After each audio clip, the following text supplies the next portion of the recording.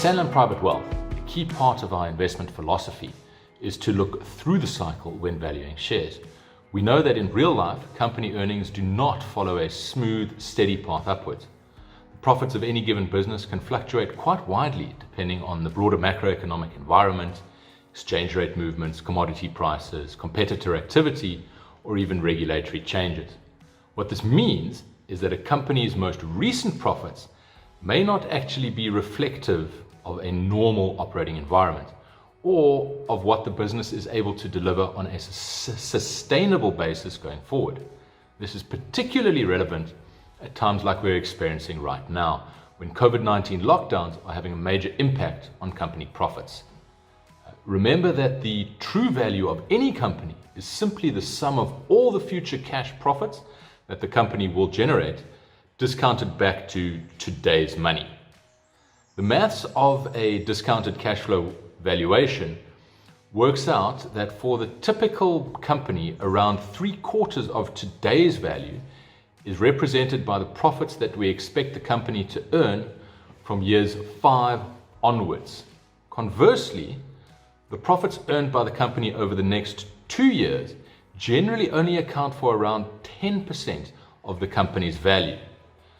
So from this, you can see that actually it's far more important to be able to accurately predict what a company's profits will be in, say, 5 years' time than what they will be this year. And certainly our analysis efforts are therefore centered on what the sustainable, normalized level of profits is for each of the companies that we look at. In contrast to our philosophy, the overall market tends to be a lot more short-term focused. The market's favorite method for valuing companies is generally a 1-year forward price earnings multiple. This means that when a company's earnings are elevated, the market would generally ascribe too high a value to those shares.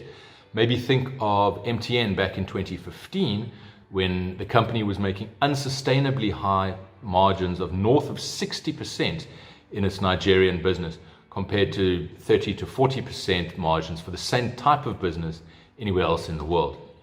Equally, when earnings are unsustainably low, the market may place too low a value on a company. Maybe then think of Anglo American back in 2016, when half of the world's iron ore mines were unprofitable, clearly a non-sustainable situation.